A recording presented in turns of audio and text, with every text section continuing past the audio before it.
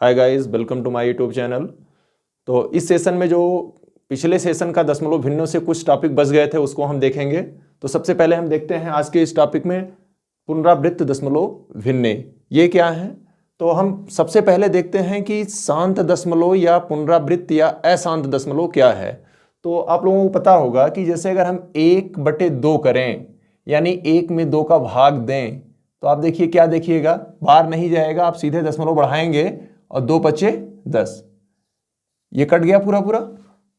अगर हम 1/8 करें तो आप यहां देखिएगा 1 में किसके भाग देंगे, 8 का, फिर यहां दशमलव बढ़ाएंगे ये आ जाएगा 0, 8 कन्ना में 8, ये क्या आ गया 2, फिर आप एक 0 और उतारेंगे तो 8 दूनी 16, अभी क्या आ गया 4, और लास्ट में फिर 0 बढ़ाएंगे तो ये क्या हो जाएगा 8 पंचे 40, ये पूरा पूरा क्या हो गया, कट गया।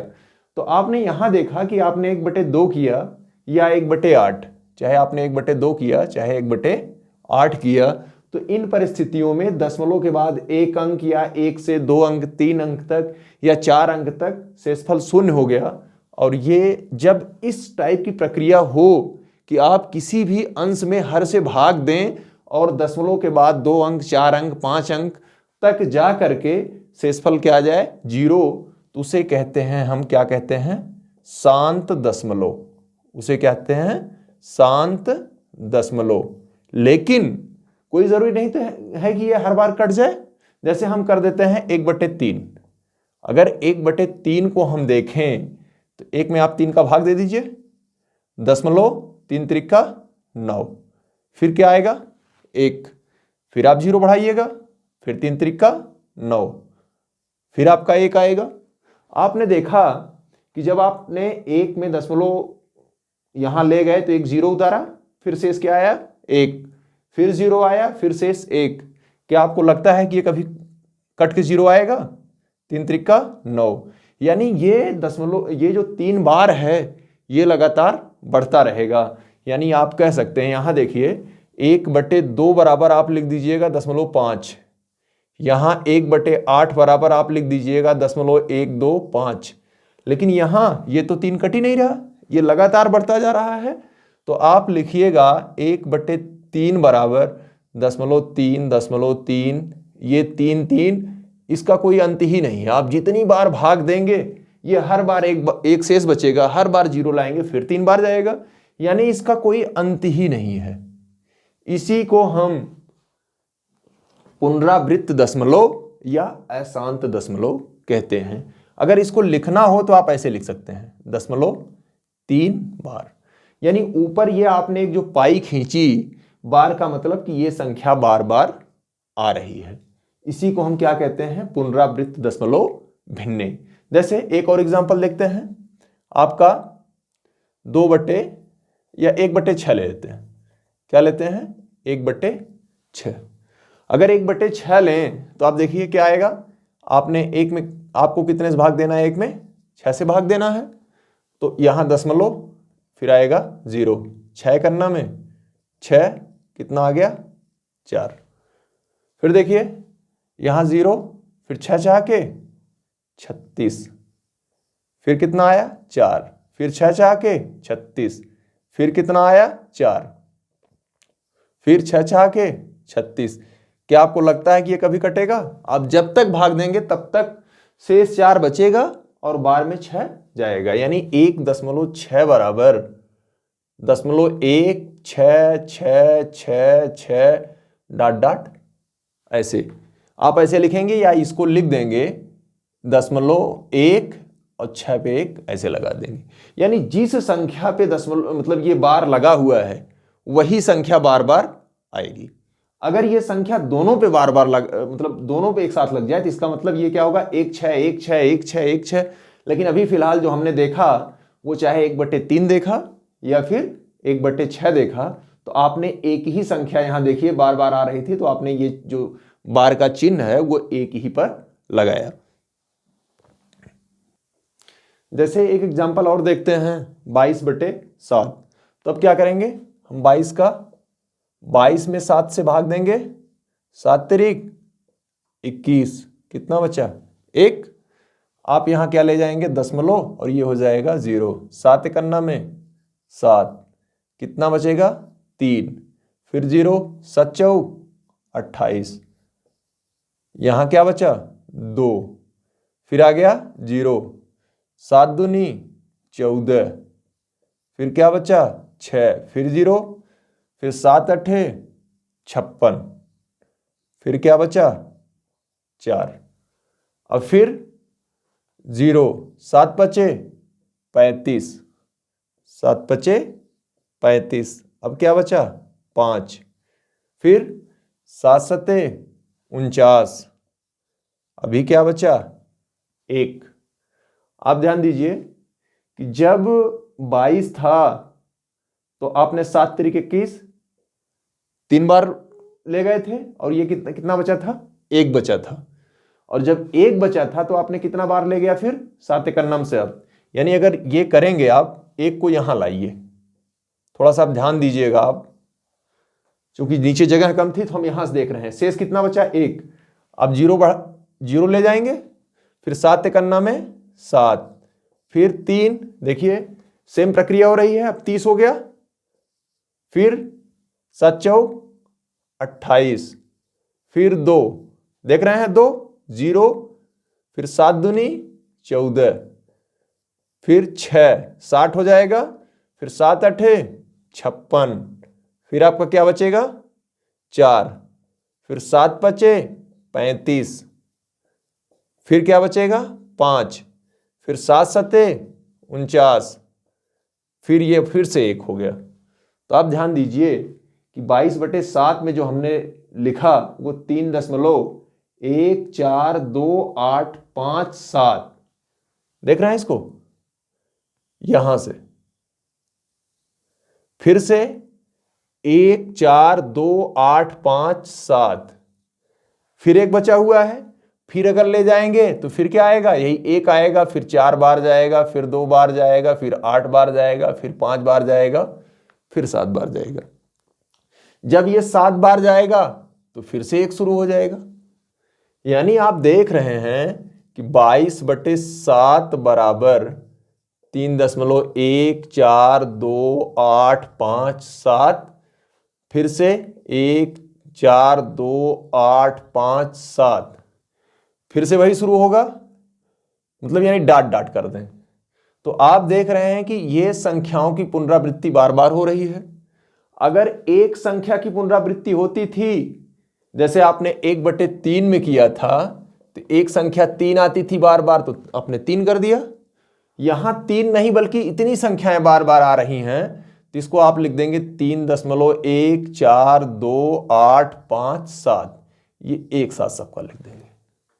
जैसे अगर कहीं लिखा है 0.67, अगर 0.67 1 पे बार है तो इसका मतलब 0.677777 डाट डाट बहुत बार, इसका कोई अंत नहीं है। अगर 0.67 ऐसे लिख दिया जाए यानी दोनों संख्याओं पे, तो इसका मतलब 0.67676767। तो उम्मीद करते हैं कि ये बार का क्या मतलब होता है, दशमलव के बाद जो संख्या होती है उसके ऊपर ये जो बार होता है वो आपके पूरी तरह से समझ में आ गया होगा। जब किसी भी संख्या में किसी दूसरी संख्या से भाग देते हैं तो दशमलव के 2 अंक 3 अंक 4 अंक या 5 अंक के बाद या इस टाइप में संख्या कट करके शेषफल 0 आ जाए तो उसे हम शांत दशमलव कहेंगे। जबकि दूसरी केस में कटकर 0 न आए बल्कि भागफल की क्रिया बार बार दोहराई जाने लगे, चाहे वो 1 अंक की संख्या बार बार दोहराई जाए, 2 अंक की संख्या बार बार दोहराई जाए, या 3 अंक या 3 से भी, जैसे ये 22/7 के केस में कितने अंक दोहराई जा रही 6 अंक। तो जितनी संख्या बार बार दोहराई जाए उस पर हम क्या लगा देंगे बार, और उसी को हम कहते हैं पुनरावृत्त दशमलव भिन्ने। तो अब हमें जो सवाल हमसे पूछा जाता है कि ये पुनरावृत्त दशमलव जो होता है उसको हम भिन्न में कैसे बदलते हैं, तो वो हम देखते हैं। ये देखिए एक सवाल है 0.3 बार या 0.333, ऐसे पुनरावृत्ति इसकी होती रहेगी। इसको किस में बदलना है, साधारण भिन्न में बदलना है। तो देखिए इसका बहुत ही आसान सवाल है, पूछा जाता है, उसकी सार ट्रिक जो है बहुत ईजी है, लेकिन हम सार ट्रिक से पहले वो सार ट्रिक आई कहाँ है हम उसको आपको बताते हैं। तो हम क्या करते हैं कि हम x बराबर, चाहे आपको ये दिया हो या ये दिया हो, दोनों में से कोई दे सकता है। तो जैसे ये दिया हो तो आप इसको पहले पूरा प्रसार कर लीजिए, 0.33333 डॉट डॉट, इसको मान लेते हैं समीकरण नंबर 1। ये कितने के बराबर है? x के। ये x यहां अशांत दशमलव या पुनरावृत्त दशमलव है, इसको हमें बदलना है भिन्न में। तो अब देखिए दशमलव के बाद कितने अंक बार बार आ रहे हैं? एक अंक बार बार आ रहे हैं। तो अगर ये दशमलव के बाद एक अंक बार बार आ रहा है तो आप क्या करिएगा, 10 से दोनों पक्ष में गुणा कर दीजिए। कितने से गुणा करेंगे? 10 से।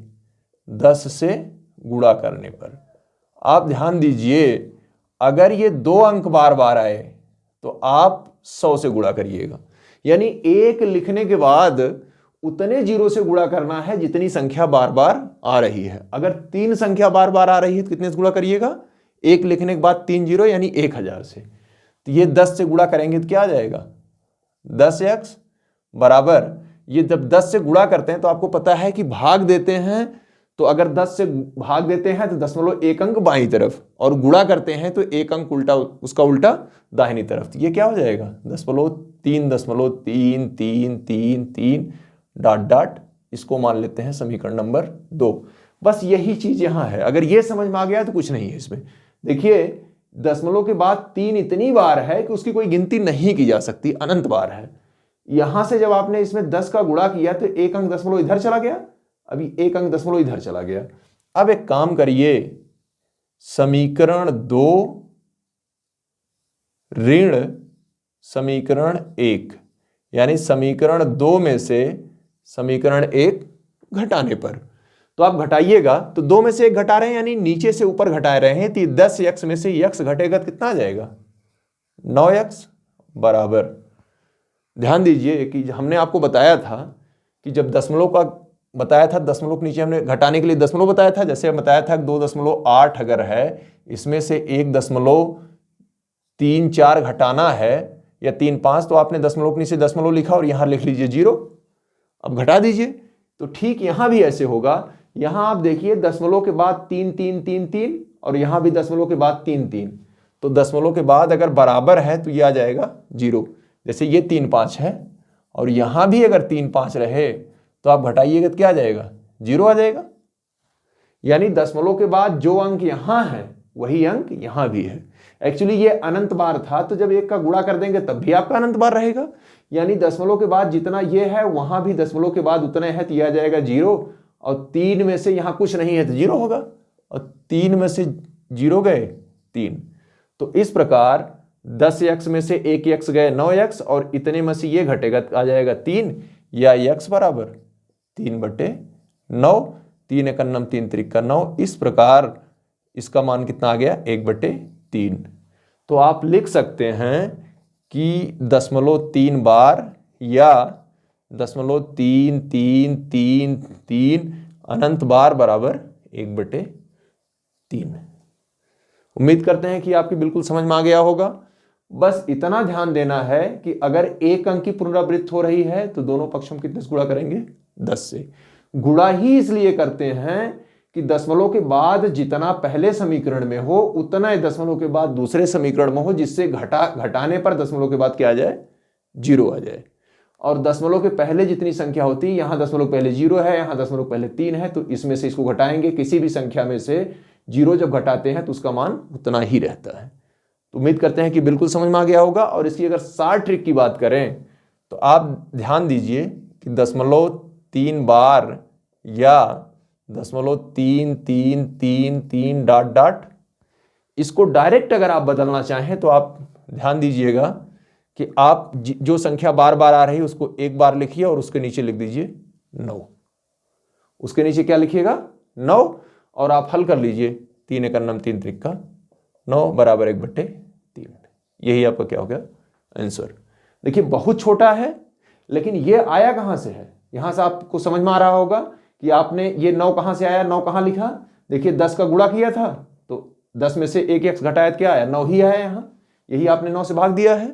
और यही जो संख्या बार बार आ रही थी जब आपने 10 से गुणा किया, वही तो दशमलव पहले गई थी, और वही दशमलव पहले गई थी, तो वही क्या है, ऊपर। यानी अगर आपसे कह दिया जाए कि आप इसका मान निकालिए, 0.7 बार या दोनों एक ही चीज है, डॉट डॉट, इसका मान आपको निकालना हो तो आप सीधे सीधे क्या करिएगा, क्या संख्या बार बार आ रही है, 7 बार बार आ रही है, तो आप 7/9, यही क्या हो गया, इसका आंसर हो गया। आप चाहे डायरेक्ट ऐसे हल करिए, चाहे आप यहां देखिए 0.77 है, तो आप अगर करना चाहें तो 3 की जगह क्या लिख दीजिए, 3 की जगह 0.77 लिख दीजिए, कोई फर्क नहीं पड़ता। यहां भी ऐसे करेंगे तो देखिए 10 से गुणा करेंगे, 7 7 7 7 7 आ जाएगा। और जब आप घटाइएगा तो ये देखिए 10 में से x घटाएंगे तो यही आएगा, और ये 7 में से 0 गए 7, तो यही क्या आ जाएगा, 7/9। उम्मीद करते हैं कि ये बिल्कुल आप लोगों को समझ में आया होगा। कुछ नहीं है, जितना बार बार जा रहा है आप उतना 9 करिए। ये उस केस में है जब आपका कितने अंक है, 1 अंक है। तभी हम 2 अंक वाला देख लेते हैं। तो अभी मैंने पिछले सवाल में देखा था कि दशमलव के बाद कितने अंक हों, 1 अंक। यहां कितने अंक की पुनरावृत्ति हो रही है, 2 अंक की। तो आपको कुछ नहीं करना है, पहला आप x बराबर यही मान लेना है, 0.67 67 67 67, और ये डॉट डॉट समीकरण नंबर 1। हमने आपको बताया था कि जब 1 अंक की पुनरावृत्ति हो तो 1 लिखने के बाद 1 0 यानी 10 से गुणा करने पर, और 2 अंक की पुनरावृत्ति हो तो 1 लिखने के बाद 2 0 यानी 100 से गुणा करने पर, 100 से गुणा करने पर। अब आप कह सकते हैं कि हम 10 से क्यों नहीं गुणा कर रहे हैं, एक्चुअली 10 से गुणा करेंगे 1 अंक खिसकेगा, और ये 6 7 6 7 6 7 जब 1 अंक खिसकाएंगे, देखिए अगर 10 से आप गुणा करते हैं तो जब आप 10 से गुणा करिएगा तो 1 ही अंक खिसकेगा, तब 0.76, और अब देखिए यहां दशमलव के बाद 6 7 है और यहां दशमलव के बाद 7 6 आ जाएगा, बराबर नहीं होगा, तो 0 नहीं आएगा, तो सवाल आपका गलत हो जाएगा। इसलिए आप किससे गुणा करेंगे, 100 से। जब 100 से गुणा करेंगे दशमलव कितने अंक जाएगा, 2 अंक, 6 7 6 7 डॉट डॉट समीकरण नंबर 2। फिर वही केस, समीकरण 2 में से समीकरण 1 घटाने पर, समीकरण 2 ऋण समीकरण 1। अब 100 में से x घटेगा, 100x में से कितना आ जाएगा, 99x। और आप देखिए 0.676767, और यहां भी 0.6767, यानी दशमलव के बाद दोनों के अंकों की संख्या क्या है, समान है, यानी दशमलव के बाद क्या जाएगा, 0। और 67 में से 0 गए 67, यानी x बराबर 67/99, ये आपका क्या है, आंसर है। और शॉर्ट ट्रिक में हमने आपको बताया था कि 6 7 यही है, या ये कर दें 0.67 6 7 6 7 डॉट डॉट। तो आपको कुछ नहीं करना है, ये साधारण भिन्न में बदलने के लिए 6 7 लिखेंगे, और जितना पे बार रहे उतनी बार आप 9 लिख दीजिए। तो 2 संख्याओं बार है तो बट्टे क्या हो जाएगा, 99। ये देखिए आपका सिंपल तरीका और ये डायरेक्ट ट्रिक। हालांकि ये आपका जो एक बार बेसिक क्लास पूरा हो जाएगा तो हम सभी का ट्रिक बताएंगे। सभी का ट्रिक हम इसलिए नहीं बता रहे हैं, बस केवल एक कारण है कि पहले आप एक बार बेसिक क्लास आपकी पूरी हो जाए, इसके बाद जितने भी सवाल हैं सब पे ट्रिक बताएंगे। और सबका ट्रिक याद कर पाना संभव नहीं है, लेकिन जब आपको बेसिक्स पता रहेंगे तो अपने आप ट्रिक आपके दिमाग में आ जाएगी। तो इस प्रकार हमने क्या देख लिया कि अगर 1 अंक है तो 1 संख्या बटे 9, अगर 2 अंक की पुनरावृत्ति है तो 2। लेकिन अब हमेशा तो ऐसा नहीं रहेगा, हो सकता है कि इस टाइप का सवाल दे दे 0.167, तब हम क्या करेंगे, हम उसके लिए भी सवाल देख लेते हैं। अब देखिए उससे कुछ अलग सवाल आया है कि यहां 0 या 0.1, अब केवल बार किस पे है, 8 पे है। अगर दोनों पे बार होता तो आप 18/99 कर देते, कुछ था ही नहीं, बहुत सिंपल सवाल था। लेकिन अब क्या है, देखिए कि बार केवल 8 पे है, तो 0.1 8 8 8 8। तो इसको हम पहले एक सिंपल तरीका देख लेते हैं और फिर ट्रिक। तो देखिए सिंपल तरीका क्या है, x बराबर .1888 और ये क्या होगा, समीकरण नंबर 1। अब ध्यान दीजिए कि अब तक तो दशमलव के बाद जो शुरू होता था बार वाली संख्या शुरू होती थी, लेकिन अभी दशमलव के बाद संख्या 1 है। तो आपको कुछ नहीं करना है, पहले आपको जैसे पहले शुरू होता था वैसे आप कर लीजिए। वैसा करने के लिए दशमलव को 1 अंक दाहिने लाने की जरूरत है। जब दशमलव को 1 अंक दाहिने लाएंगे तो आपको पता है कि दशमलव को 1 अंक दाहिने लाने के लिए 10 से गुणा करना पड़ता है। तो आप क्या लिखेंगे, 10 से गुणा करने पर, 10 से गुणा करने पर जब आप 10 से गुणा करेंगे तो 10x बराबर 1.888 डॉट डॉट, ये आ गया समीकरण नंबर 2। अब आप देखिएगा कि अब दशमलव के बाद 888 मतलब एक संख्या की पुनरावृत्ति हो गई। अब चाहे संख्या 1 की पुनरावृत्ति हो, 2 की पुनरावृत्ति हो, आपको करना यही है। फिर आप क्या करिएगा, अब 10 से फिर गुणा करिएगा। 10 से गुणा करने पर, क्यों गुणा करने पर, क्योंकि आपको पहले ही बताया गया है कि दशमलव के बाद संख्या समान लानी है।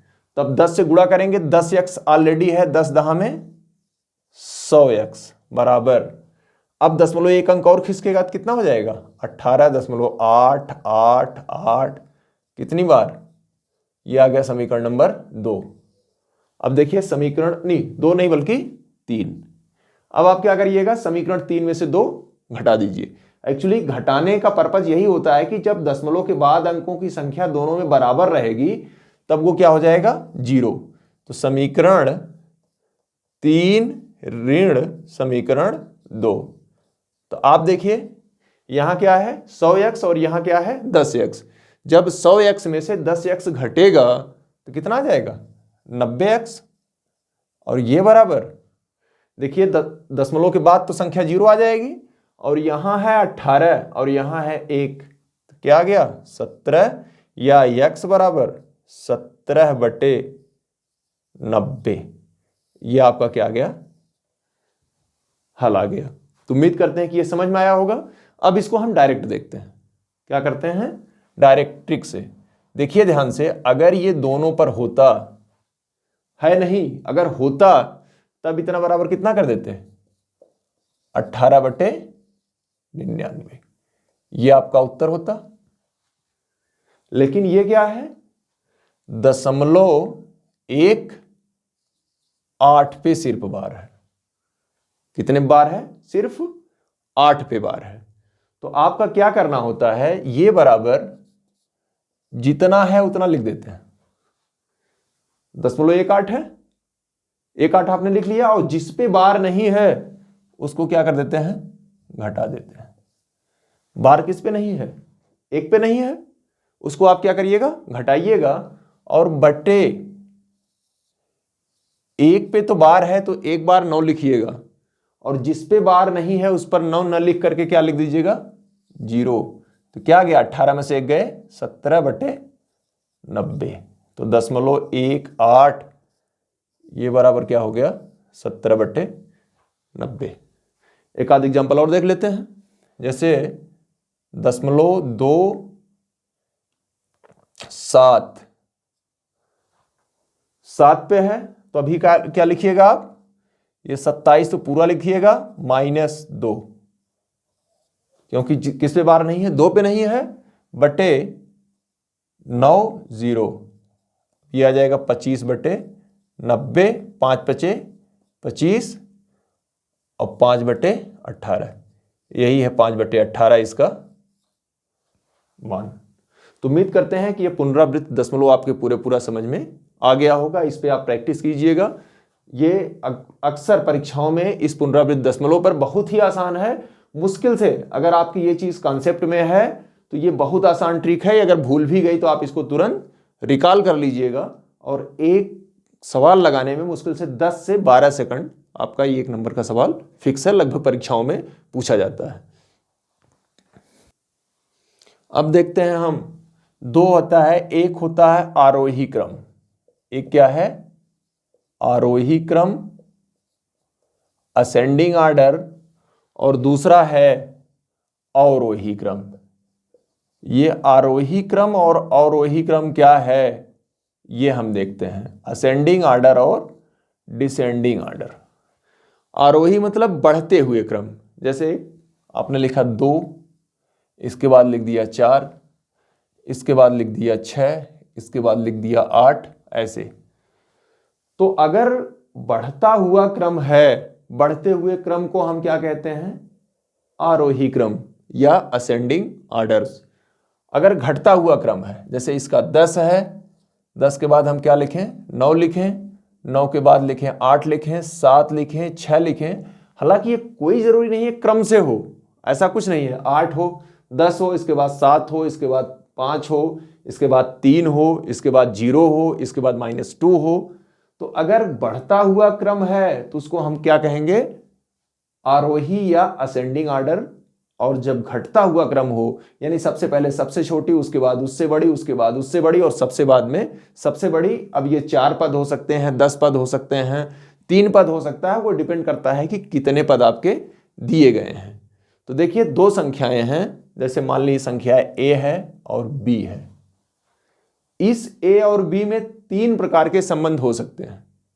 पहला ये कि A बड़ी हो B से, जो बड़ी होगी उसकी तरफ ये 2 नुकीले चीज और जो छोटी होगी उसकी तरफ 1। दूसरा हो सकता है कि A और B आपस में क्या हो? बराबर हो। और तीसरा हो सकता है कि A छोटा हो और B बड़ा हो, यानी जिसकी तरफ 2 तीर है वो होगी बड़ी। तो जब आरोही क्रम की बात आएगी तो सबसे पहले सबसे छोटी, उसके बाद उससे बड़ी। देखिए 2 और 4, 4 बड़ा है तो उसकी तरफ 2 तीर, फिर 6 बड़ा है तो उसकी तरफ 2 तीर, फिर यानी जब आरोही क्रम लिखना होगा तो ऐसे, और अवरोही क्रम लिखना होगा तो 10 बड़ा है, फिर 9 और 8 में 9 बड़ा है, 7 और 8 में 8 बड़ा है, और 6 और 7 में। तो उम्मीद करते हैं कि आरोही क्रम और अवरोही क्रम समझ में आ गया होगा।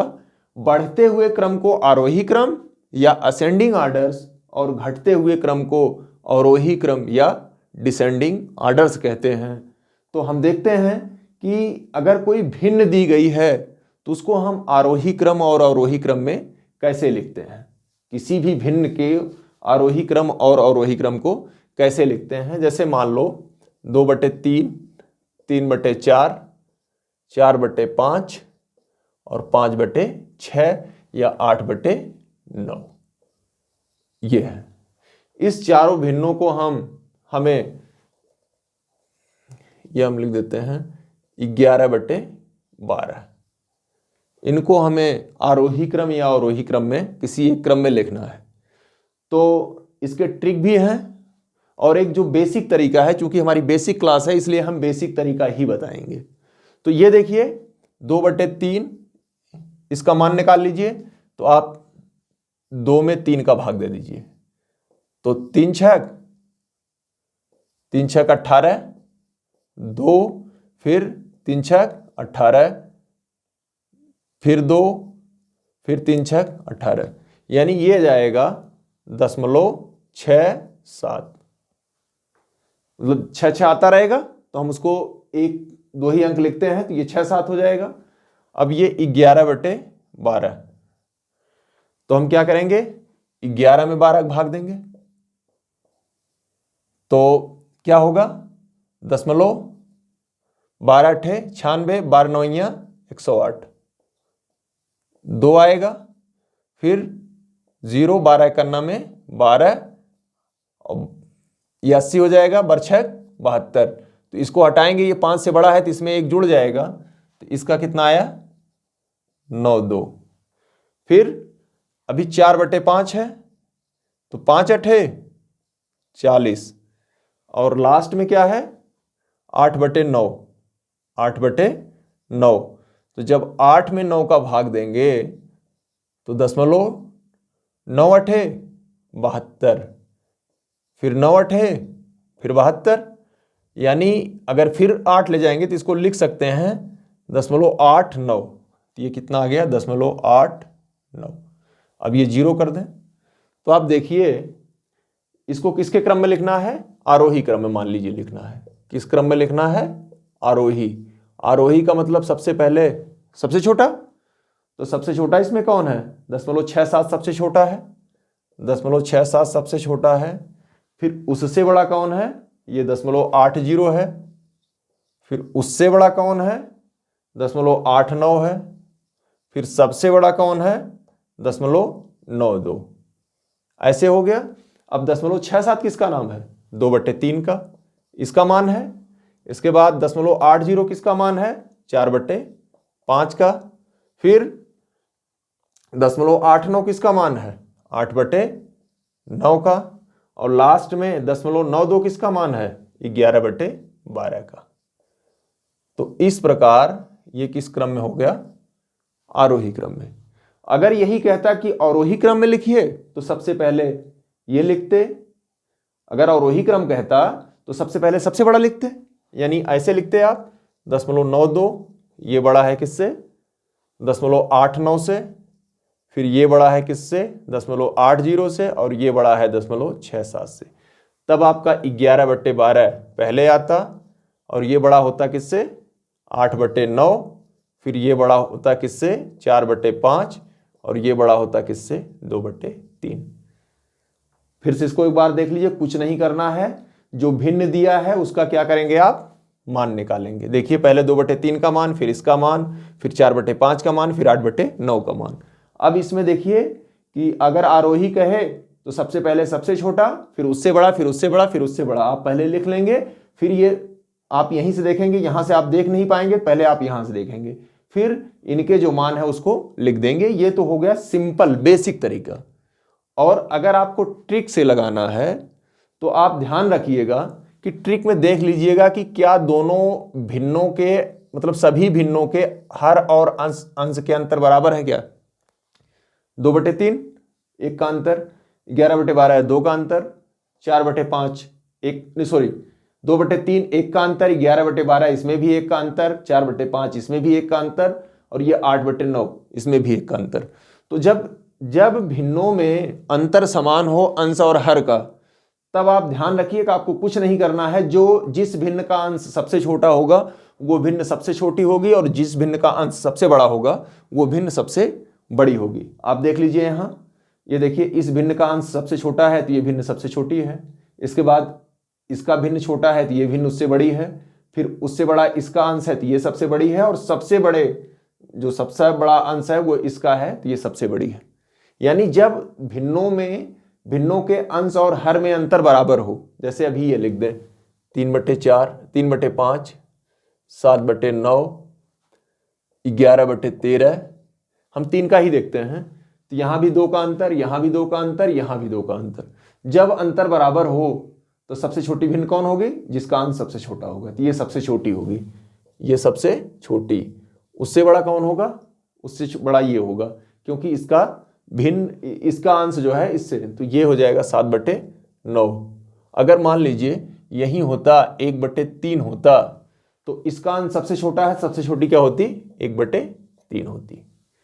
इस प्रकार आप ये ट्रिक याद रखिएगा कि अगर भिन्नों के अंश और हर का अंतर समान रहे तो जिस भिन्न का अंश सबसे छोटा है वो भिन्न सबसे छोटी होगी, जिस भिन्न का अंश सबसे बड़ा है वो भिन्न सबसे बड़ी होगी। लेकिन ये तभी आपका लागू होगा जब अंतर आपका क्या हो? समान हो, अंश और हर का।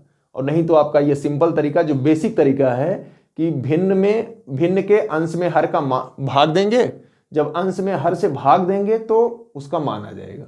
फिर आप मान देख करके हल निकाल लेंगे कि कौन सबसे छोटी है, कौन सबसे बड़ी है। अगर असेंडिंग ऑर्डर या आरोही क्रम कहे तो सबसे पहले सबसे छोटी, उसके बाद उससे बड़ी, उसके बाद उससे बड़ी, और सबसे बाद में सबसे बड़ी। और उसका उल्टा जब अवरोही क्रम कहे तब सबसे पहले सबसे बड़ी, फिर उससे छोटी, फिर उससे छोटी, और सबसे लास्ट में सबसे छोटी। और छोटी बड़ी में जो बताया हमने कि जिसकी तरफ 2 तीर रहेगा वो बड़ा होगा, और जिसकी तरफ ये नुकीला केवल एक भाग रहेगा वो क्या होगा? छोटा होगा। तो उम्मीद करते हैं कि ये जो दशमलव भिन्न है वो आपके समझ में आया होगा। इस पर खूब प्रैक्टिस कीजिएगा, और ये जब आपकी एक बेसिक क्लास कंप्लीट हो जाएगी तो फिर जितने भी आपके ट्रिक्स हैं उन पर भी हम चैप्टर वाइज अलग अलग आपको हल कराएंगे। Thanks for watching.